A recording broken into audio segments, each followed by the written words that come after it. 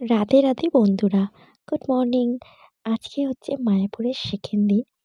অদ্ভুত ব্যাপার, ঘুম থেকে উঠে আহ, একদম সকালে এখন ঘুম থেকে উঠতে হচ্ছে। আর উঠেই আগে তোমার মাটিকে, মানে আমরা যে মাটি দিয়ে আর কি আমরা আমাদের পথ যাই, সেটাকে আগে প্রথমে প্রণাম করে নিতে হয়, তারপর ঠাকুরকে প্রণাম করে দিনটা শুরু হতে হয়। তো দেখতেই পাচ্ছ আমরা রেডি হয়ে গেছি, সবটাই শেয়ার করবো কোথায় যাচ্ছি। চলো পুরো ভিডিওটা দেখতে। এখন আমরা রেডি হব, আর রেডি হওয়ার পর কি করি।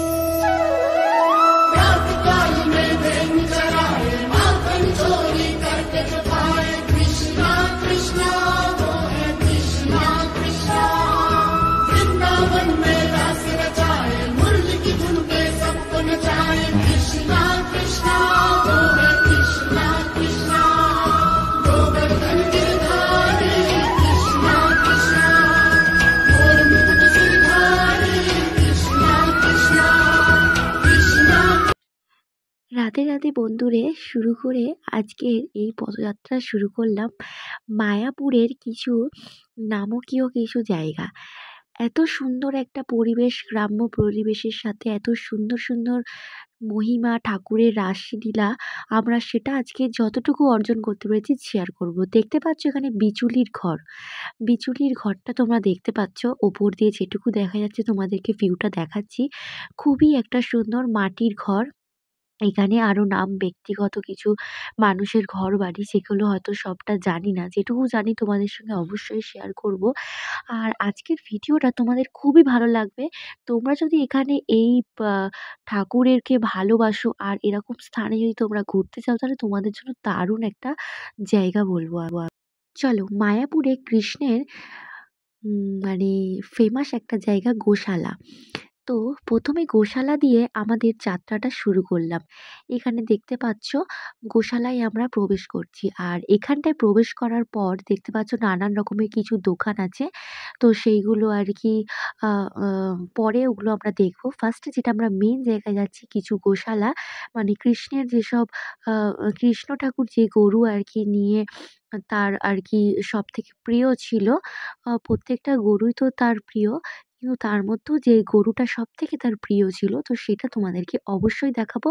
আর কৃষ্ণের পাশে যে গরুটা থাকে সেটা কিন্তু এখানে আছে, আর সেটাই তোমাদেরকে আজকে দেখাবো। তো চলো ফার্স্টে এন্ট্রি নিলাম।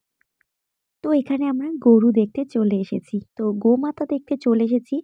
আমরা কিন্তু কম বেশি সবাই গরু দেখেই থাকি, কিন্তু এখানে অনেকে বলতে পারে এটা তো কমন ব্যাপার, কিন্তু না, এর মধ্যেও একটা নীলা কাহিনী জুড়ে রয়েছে।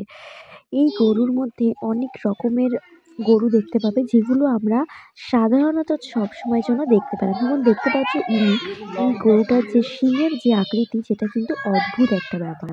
তো এরকম গরু কিন্তু আমরা সচরাচর দেখতে পাই না। গরুটার কিন্তু অনেকটা বয়স হয়ে গেছে, আর শিংটা দেখতে পাচ্ছ কতটা ডিফারেন্স। তো সেই জন্য এখানে একটা এক এক রকম ভাগ রয়েছে। দেখতে পাচ্ছ এখানে অনেক বড় বড় গরু আছে, যেগুলো অনেকটা আলাদা কাটিং, আলাদা রকম, যেগুলো আমরা কখনোই সচরাচর দেখতে তো এখানেও তোমরা দেখতে পাচ্ছ আরো অনেক রকমের গরু। তো এর জন্যই গরু হচ্ছে এখানটায় আলাদা কাটিং এর। আর এখানে আগেকার দিনে যেসব চাল, গম সেগুলো আরকি দেখানো হচ্ছে যে কেমন কি করে হতো। এখানে কিছু গরু আছে, কিছু ডিফারেন্স আছে। এই গরুটা দেখতে পাচ্ছ শরীরটা মনে হয় অনেকটা খারাপ, তাই জন্য অত বেশি আর মানে উত্তেজিত করছে না। তো এখন কৃষ্ণ ঠাকুরের কাছে যে গরুগুলো থাকে সেটা কিন্তু তোমাদেরকে দেখানো হলো না। ফাইনালি আমাদের কৃষ্ণর কাছে যে গরু থাকতো, এই দেখতে পাচ্ছ এই গরুগুলো কিন্তু আমাদের কৃষ্ণ ঠাকুরের কাছে থাকতো।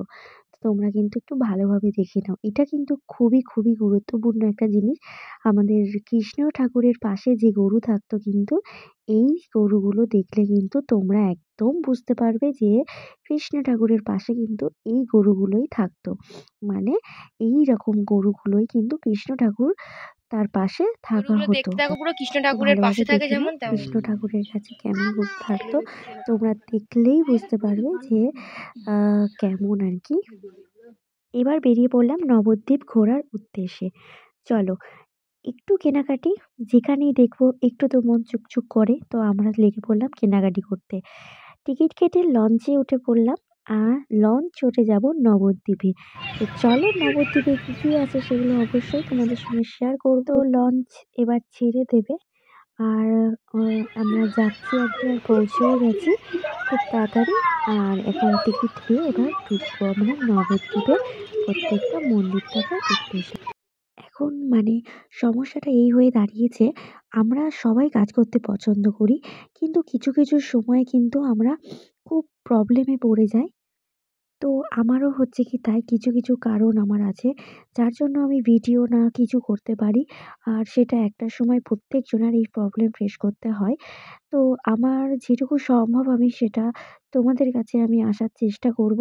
আর বাকিটা আমার ভাগ্য, কারণ আমার ভাগ্যে যেটা লেখা থাকবে, মানে আমার ভাগ্য যেভাবে হবে আমি চেষ্টা করলেও তো অবশ্য ফল পাবো। কিন্তু ভাগ্য যেটুকু আর তার কাছে তো আমি আর কিছুই না, না? এখন আমাদের কাছে যে কাহিনী আমরা শুনবো সেটা অবশ্যই তোমাদের সঙ্গে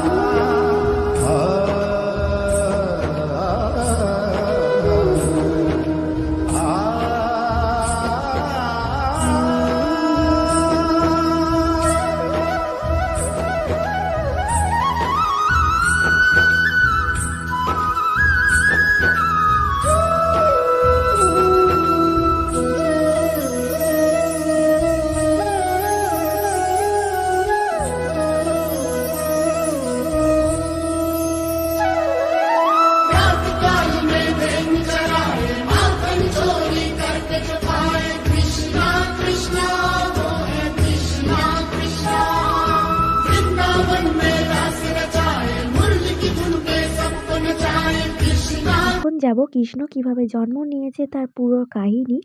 আর এখানে একটা অদ্ভুত একটা জিনিস, আমি প্রত্যেকটা ভিডিও ঠিক করে করেছি। কিন্তু এখানটায় দেখো পার্ট টু পার্ট এখানে যে ভিডিওগুলো অদ্ভুত হয়ে গেল। মানে কোনরকম ঠিক করে মানে সোজাভাবে ভিডিও হলো না। মানে এটা কিন্তু আমি অদ্ভুত, কারণ এতগুলো ভিডিও করেছি আমি ঠিকঠাক। কিন্তু যখন এখানে এসেছি তখন ঠাকুর হয়তো চায়নি যে পুরোটা আরকি মানুষ দেখুক। কারণ এভাবেই হয়তো দেখাটা উচিত বা কি কিছু আমি জানি না। কিন্তু একটা অদ্ভুত লীলা হয়ে গেল আমার সাথে। যাই হোক, পার্ট টু পার্ট যেটা তোমাদের সঙ্গে দেখানোর কথা ছিল সেটা হয়তো দেখাতে পারলাম না। তবু আমার হাসব্যান্ড যেটুকু আমাকে বুঝিয়েছে আমি বুঝেছি। আর যেটুকুই তোমাদেরকে বলছি, এখানে চৈতন্যদেব যখন তার তার মানে গৃহত্যাগ করলেন, তো সেটারই সব কাহিনী আরকি এখানে বললেন। আমি আর বললাম না, অনেকটা ভিডিও লং হয়ে যাচ্ছে। ভিডিওটা অনেকটা বড় হয়ে যাচ্ছে। তো নেক্সট পার্ট দেখার জন্য